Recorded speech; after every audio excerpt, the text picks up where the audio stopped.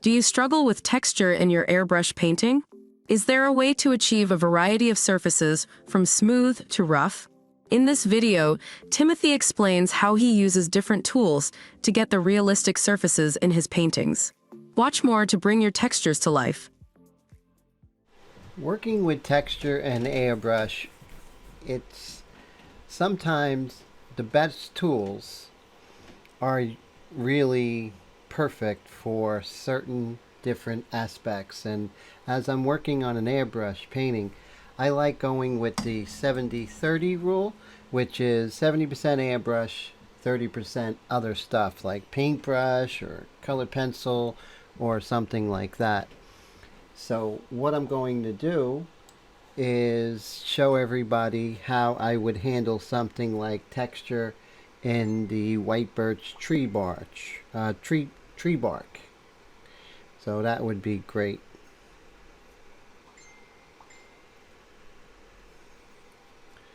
And I'll just continue.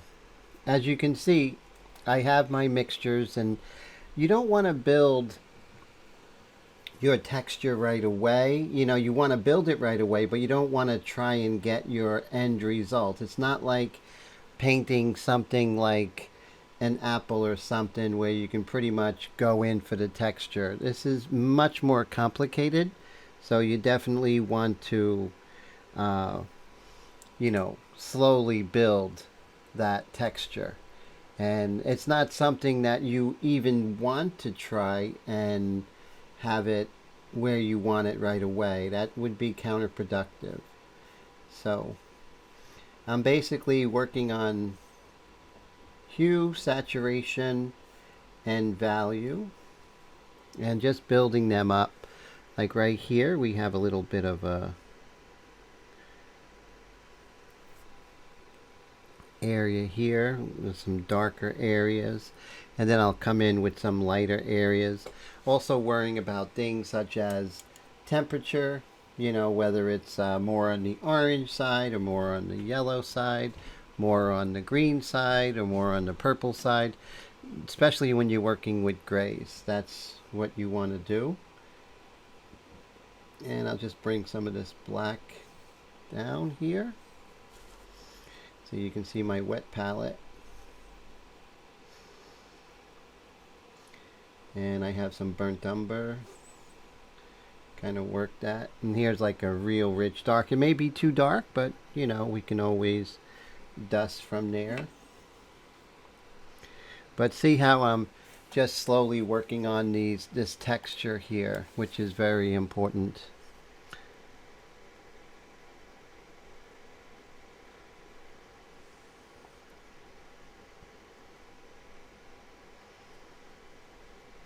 And then I can come back later and kind of dust over the whole thing with like a brownish gray, kind of unify. But right now my job is trying to get the texture of this bark here.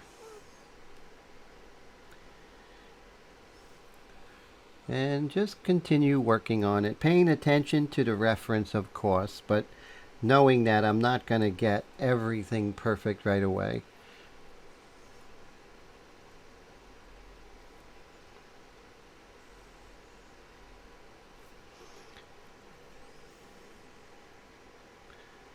And if I see some darks, I'll just go ahead and put it in. Then when I come back with the midtones, I can work that in as well.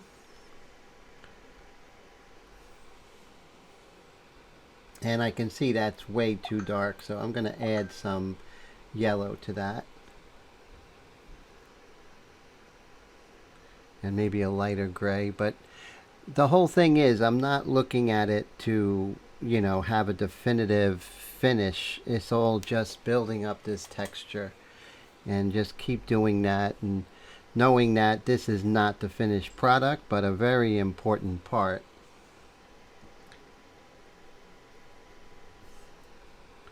of the process.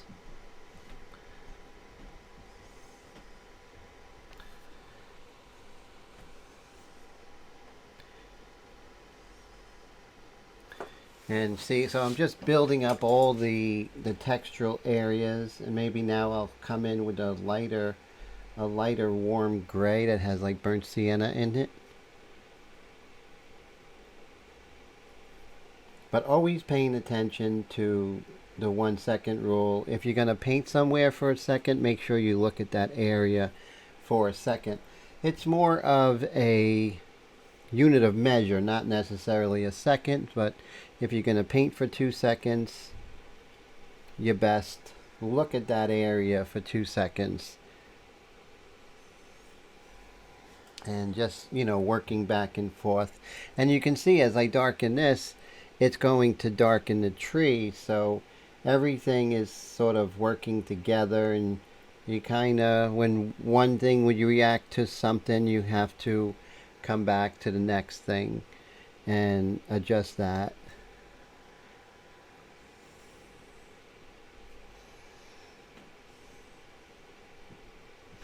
And let's say if I see it needs a little more warmth, I might wait for that to dry and then glaze over it with a really light Naples yellow.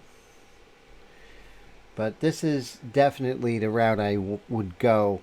I would not spray this with the airbrush because the airbrush can't do all the things that the paintbrush can do. And I like having texture. And I may come thicker with some paint, maybe some thicker acrylic here, and just hit that. So there's a lot of artistic license that you can do. You don't have to stick with just the acrylic that you're spraying. You can use thicker acrylic to create a really nice texture, and that I think is exciting. You don't want to be held back to any kind of dogmatic approach to painting, whether it's airbrush or oil or pastel. You want to have an open dialogue with your subject, and that's really, really important, I feel.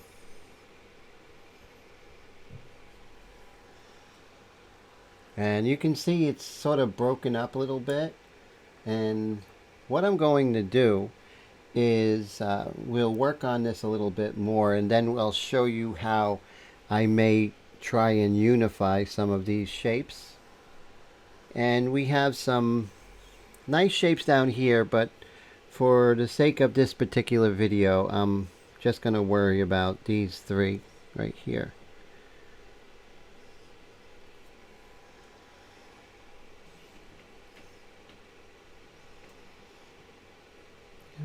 Kind of working the way that the light is hitting the inside of the bark. I'm not sure exactly what it is with the white birch, if this is sap but it's so beautiful. My favorite tree is definitely the white birch, and it just looks so amazing in the winter, as in this particular painting. So I'm coming in with some really super warm grays here.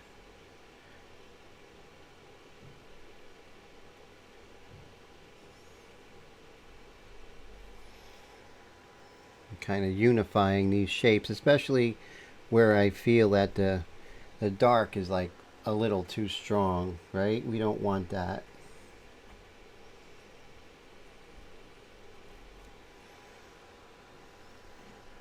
And the great thing about working in acrylic is that it's super, super fast drying. However, on my wet palette here, it will stay wet for, I would say, easily 3 or 4 days. So I can continue coming back here. I definitely can see that this is very broken up. So what I'm going to do is kind of do a glaze here, kind of unify it a little bit.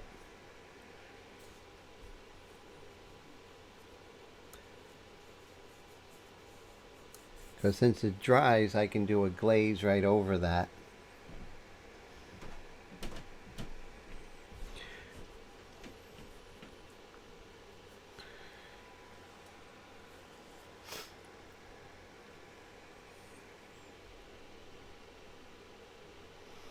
So I'm continuing, you know, having some lost shapes and coming back in and finding those shapes again. So now I want to unify this. So I'm going to get an airbrush and I'm going to see if I could speed up the drying time here. Let's see. We'll just spray some air on here.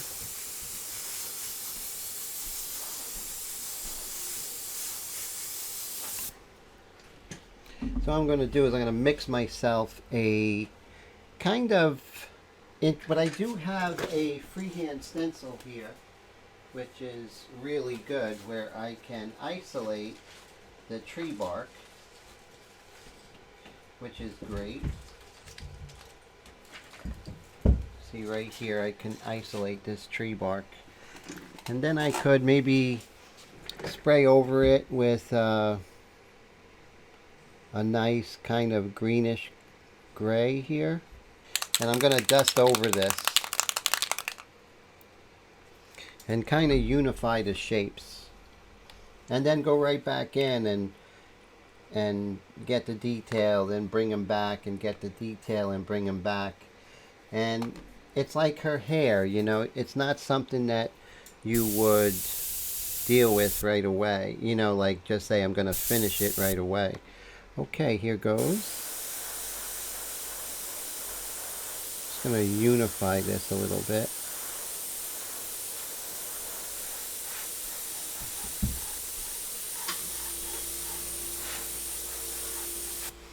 And also reestablish those shapes. But see, when I unify it, then it starts to look more like the bark and not messy. But that's how you kind of deal with texture. So we'll move this and we'll see if that kind of made it much more unified. Yes, see how it's looking more like the markings on this particular tree.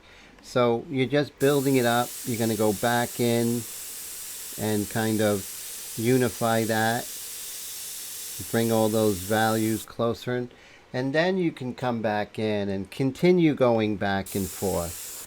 That's the important thing. So right here I could have the airbrush and I could maybe put some soft dark areas, but I don't think many artists are actually trying to get something as complex as the texture of, let's say, a tree in one foul swoop. And please don't limit yourself to just working with the airbrush when you're working on an airbrush painting. The 730 rule is really great, and it's something that I feel is going to serve you well. There are things that the paintbrush can do that the airbrush can't. And remember, anyone telling you you must do it just an airbrush is just dogma, and you don't need to limit yourself to that. So that's basically my quick lesson. I hope it helps. I'm going to continue working on this tree bark, and I will see you soon. Thanks so much. Take care.